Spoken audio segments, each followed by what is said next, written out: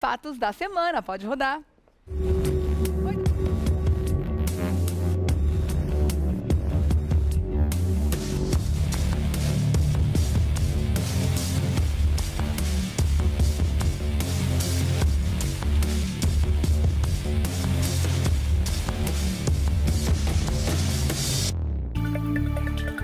O presidente interino Michel Temer autorizou na semana passada reajustes salariais para diversas categorias de servidores públicos. No momento em que a gente fala em contenção de gastos, é claro que esse assunto geraria polêmica, né?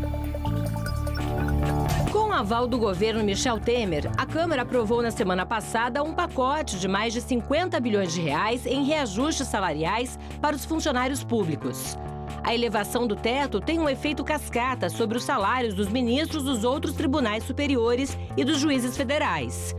Vai impactar também as despesas de pessoal dos estados e municípios, mas esses aumentos dependem de aprovação dos legislativos. O impacto no orçamento federal será de 7 bilhões de reais em 2016. Depois, mais de 19 bilhões em 2017 e quase 27 bilhões de reais em 2018. A questão gerou divergência entre a equipe econômica e os articuladores políticos do PMDB, já que a ordem é reduzir os custos. Estamos com o doutor Eduardo Leite para falar sobre esse assunto agora. Bem-vindo, querido. Bom Tudo dia. Bem? Bom dia para você também. Hoje é um dia para dar uma gargalhada, né? Depois dessa, eu vou soltar a minha. Eu vou falar pra você uma coisa. Falar o quê? Olha, fácil Fala pra não, mim. hein, gente? Hã? Vamos dar um exemplo, fazer uma analogia com a situação nossa, né? Da nossa vida, da nossa casa. Quanto tempo faz? Você que está empregado, né? Um dos poucos agraciados com o emprego. Quanto tempo faz você não tem um reajuste de salário, além do índice da inflação? E olhe lá, né? O índice bem baixinho. Ou então, uma outra pergunta. Você que está num momento difícil na sua casa, de repente você está sem emprego, muita gente vendendo almoço para comprar janta, que realmente não está fácil. Aí, de repente, você vai lá e decide assim, eu tô com uma dívida aqui, tô devendo no banco, não sei quantos mil reais. Mas o meu quintal tá feio, vamos reformar o quintal? Você não faz isso no momento, né? Regiane, você sabe o que me conforma? Quando eu digo que o Brasil é um país esquisito, as pessoas acham que a gente exagera, né? Mas se nós nos reportarmos em 2013, quando nós já aqui na bancada já falávamos que eu cansei de repetir que o país não tinha chegado no fundo do poço ainda, ia piorar muito, o país ia piorar muito, que as coisas iam ficar muito. Isso demonstra que não é uma questão de ter ou não uma bola de cristal. E nem de ser a trombeta do apocalipse, né? Não, é uma questão fatos, lógica, né? é o que eu falo. Eu não sou prático, eu sou lógico, entendeu? Ou seja, eu sigo o curso do rio. A gente tem uma percepção. E a mesma coisa, semana passada nós falamos, aqui eu disse, já tem elementos para prender todo esse povo. Aí hoje o que o Janot faz? Pede prisão de todo mundo. Então, o Brasil é realmente um país muito esquisito. É um país que não, parece que, não é nem a questão, nós conhecemos o Brasil como um país que não tem memória, o povo brasileiro não tem memória. Eu acho que não é nem problema de memória, né? Eu acho que é problema realmente de você ver que as coisas estão muito pior do que a gente possa imaginar e que as coisas podem piorar muito mais. Esse reajuste, isso aí é uma contemplação política. Então, eu quero entrar nesse assunto agora. Daqui a pouco a gente fala sobre as prisões, né? Que a gente... Daqui a pouco a gente comemora isso também. É que eu me antecipo, você não me empolga demais. Não, tudo bem. Uma coisa tem tudo a ver com a outra, tá tudo certo. Mas eu quero primeiro entender por que no momento em que o cara chega lá, né? Vamos falar o termo correto, né? O presidente interino, Michel Temer, chegou lá, assumiu e viu que o buraco era muito maior do que ele imaginava, né? Ou ele deveria saber, afinal de contas sempre foi vice-presidente, né? Não assumiu o cargo agora. Por que ele autoriza uma situação dessa? Porque ele chegou lá e viu, não são 95 milhões, são 170 bilhões, são 170 bilhões. Mas é porque a gente já tinha autorizado pelo governo esse aumento, está autorizado. Peraí, mas se a gente já tem uma dívida de 95, a gente não vai dar aumento para mais ninguém. Vamos segurar, porque a dívida vai continuar grande.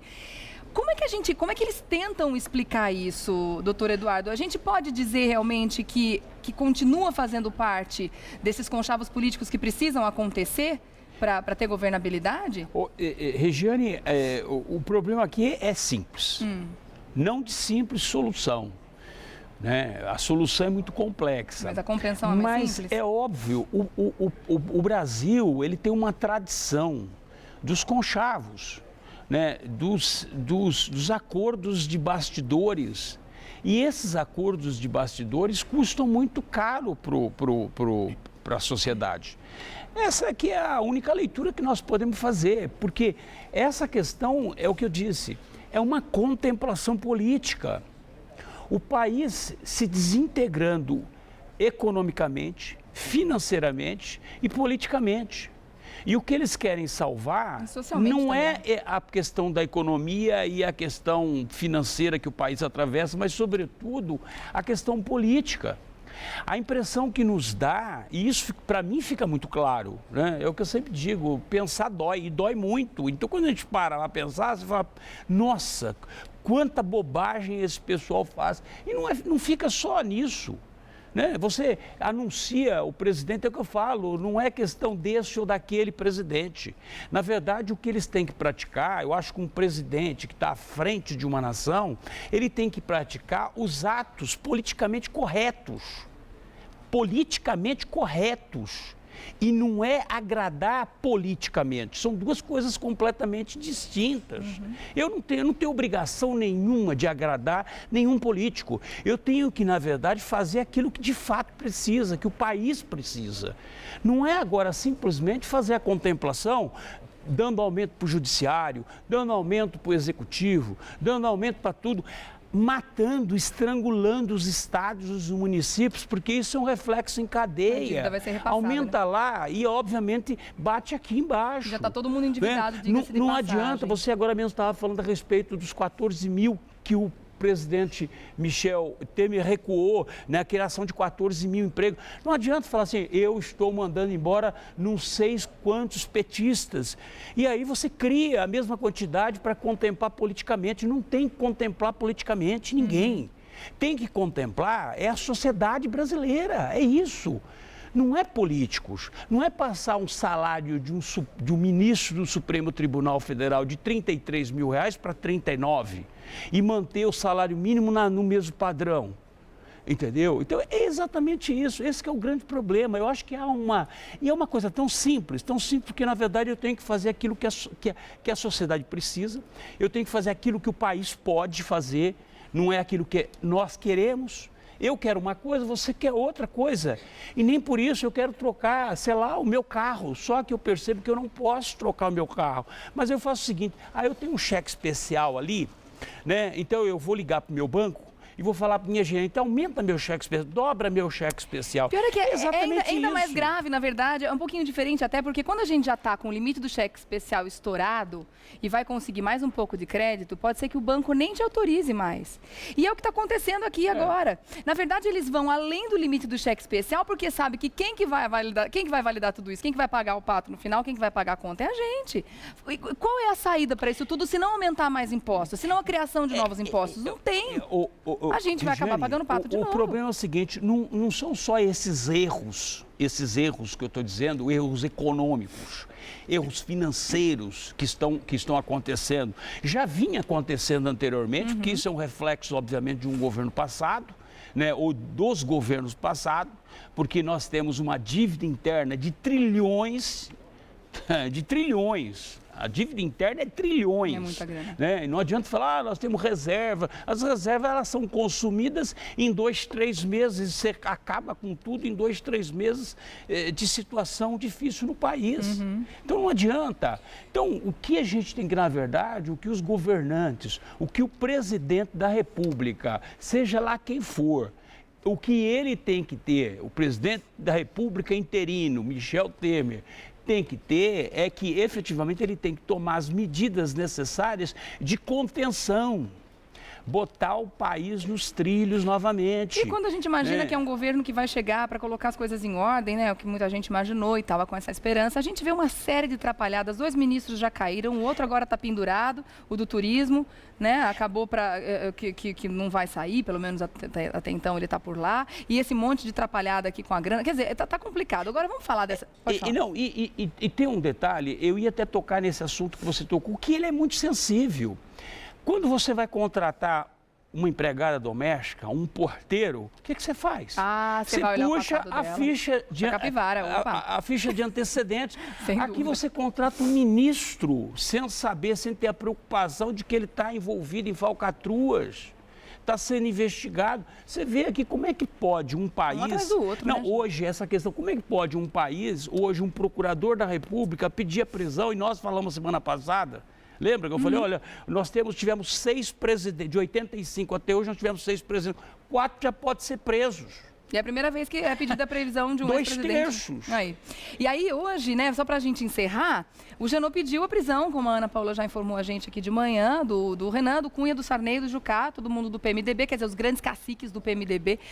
Faz uma visão rápida aí de como é que você enxerga esse cenário agora.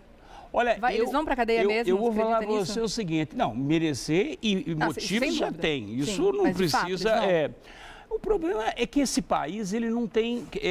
os ministros, muitas vezes, não têm coragem, né? E aí, coragem é algo que faz parte de caráter, faz parte de uma série de outros princípios. E que depende de rabo preso, né? Olha, se desse para eu assinaria sem nenhum problema, sem dor no coração, Você entendeu? Eu, na verdade, mandava prender, não colocava nem a tornozeleira no Sarney, porque o Sarney, gente, o Sarney é o Sarney nossa, Sarney se associa muito com aquela doença de cachorro, né?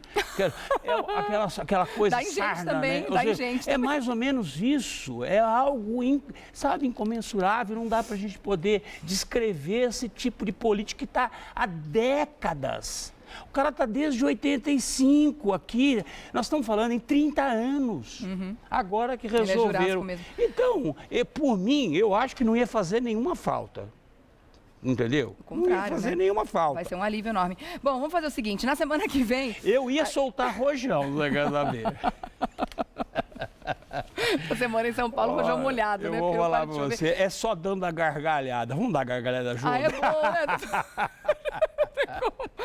Dessa forma alegre, a gente termina esse Vamos assunto encerrar, hoje. né? Na semana que vem, eu desconfio que a gente vai falar sobre isso e eu acredito que com eles atrás das grades também. A gente volta a falar sobre esse Eu assunto. vou dar outra gargalhada, tá? Doutor Eduardo, volta volta na terça-feira que vem e você continua falando com ele através do Facebook, facebook.com.br Eduardo César Leite. Desculpa pela gargalhada, viu? Imagina. Ótimo, tão espontâneo. É o que tem pra hoje, né? Mas o que nos resta, né, doutor? Pelo menos dá Se risada, não fizer essa né? limpa, não vai mudar, né? Óbvio. Obrigada, até terça.